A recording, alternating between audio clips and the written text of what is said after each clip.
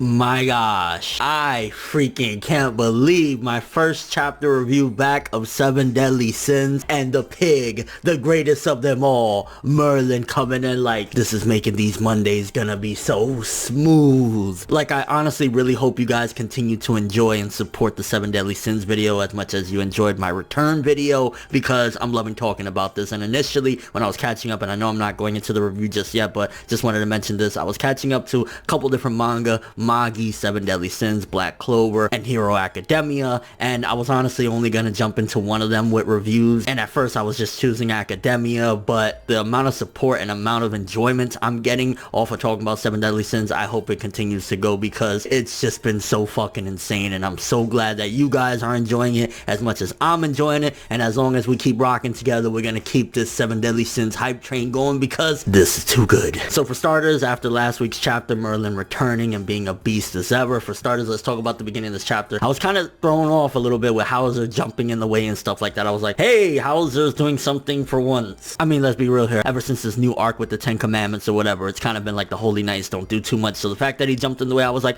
hey, you know, they're being somewhat useful being shields. But I was thrown off a little bit after he lost his senses from taking that blast or whatever, how he was still able to hear Merlin and talk when he was supposedly supposed to lose his 5 senses. But fuck it, right? But honestly, and one of the controversies about this chapter is that people are saying Merlin is too broken because of everything we learned about her in this chapter and everything she did in this chapter, from being able to dispel Greyroad's magic. Like, this is one of the 10 Commandments. You're able to get rid of it like nothing, and then on top of that, the curse not affecting her because of her new, like, people are saying she's broken. But honestly, let's keep it real here, folks. Like, do you want just straight up BS like Merlin with a level of 4,000 destroying these people? No, she needed to have a power up, and it needed to be explained. Now, don't get me wrong, it is a little bit convenient that she was able to get out of the petrified state, which also makes me believe there's a possibility that Garen's gonna get out of that state as well, or Garland, however you want to pronounce him, because there's so many different translations, but there's a huge possibility that he's gonna get out of that petrified state based on Merlin being able to. And I mean, she was just so savage. Like, honestly, after this chapter and seeing all of her new techniques and everything, if she does turn out to be evil, because she does have that little weird suspicion to her that she just looks like she could end up being a villain, you know, she could genuinely end up being an evil little fucker, they're gonna have a problem big time, because Meliodas and them, don't get me wrong, Meliodas has powered up times 10,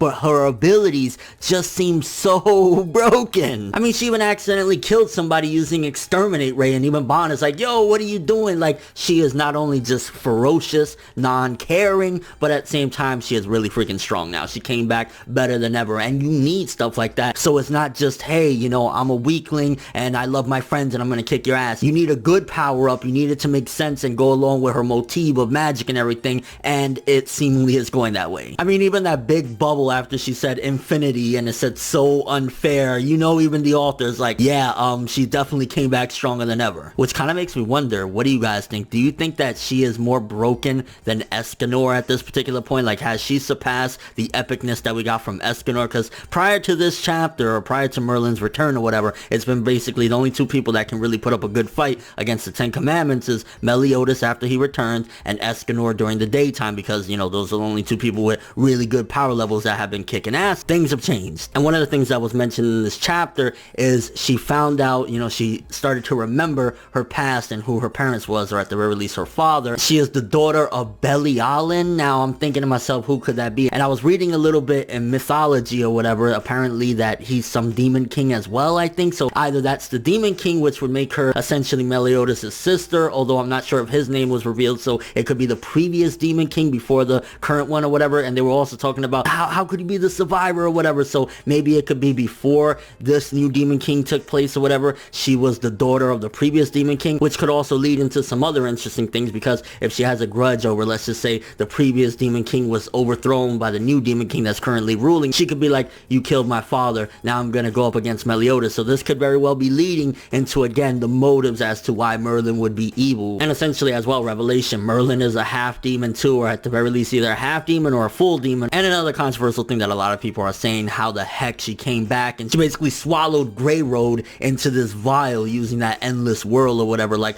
honestly, again, if Escanor can do it, and we've seen Escanor's powers or whatever, I don't don't see why it's a problem with Merlin. Like, I don't get why people are upset about it, and some people were comparing it to the Spriggans. Don't do that. That's when we go wrong, okay? This is not the Spriggans from Fairy Tail, baby. This is the 10 Commandments, and Merlin came back HAX. If anything, you could argue, yeah, she came back way too strong. I mean, her ability essentially to freeze time with certain things as long as she holds the spell, it's broken, which hopefully there's a really big backfire to it. And obviously she's not going to reveal immediately what's the big back turn to it, why it would, you know, mess her up, but essentially she got to hold it. So if, like, let's just say she freezes Meliodas from moving or whatever, if somebody hits her in the back of the head and knocks her out, it could probably break the spell, I'm guessing. But my gosh, by the end of the chapter, destroying the castle and everything, I'm kind of curious how Fraudrin managed to not get sucked into the whirlwind. I guess he was holding on for dear life, but Fraudrin, again, maybe I'm mistaken, but Fraudrin seems like he's pretty much one of the weakest out of all of the commandments, so I'm assuming that Merlin can wreck him as well. But yeah, in this chapter, Merlin returned, powered up. We found out a little more about her past and who her father was, although we don't know all the details about her father, but essentially he was probably some bigwig, because if the 10 Commandments are freaking out there and shit like that, Fraudrin and Greyroad, you know he was something. And one more of the 10 Commandments is down, and now he's a guinea pig in a vial. Like, insane. Honestly, I think personally her coming back with a power-up was necessary to make the credible defeat of the 10 Commandments. Like, you can't just have these people, like, imagine Hauser coming up and, yes, Fraudrin, it's over, stabbing him and calling it a day. You need something like this, and I'm glad it's not just the Escanor and Meliodas show anymore. Like, now we got Merlin on the scene, and we got another person that could take on the 10 Commandments, although this could backfire on the Sins at some given point if Merlin truly shows that she is evil, and especially if there's some sort of revenge plot, like, hey, maybe her father was the previous king,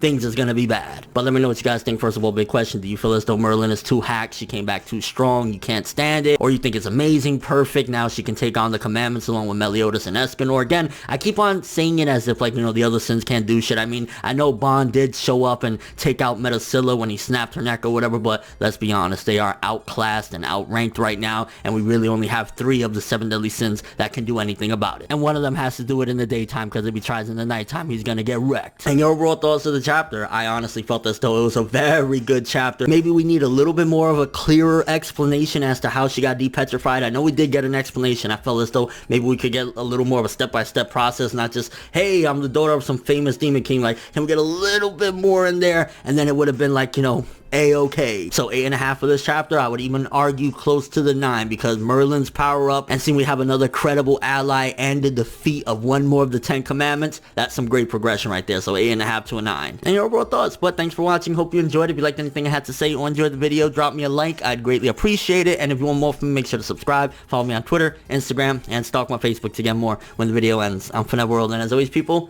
have an awesome day.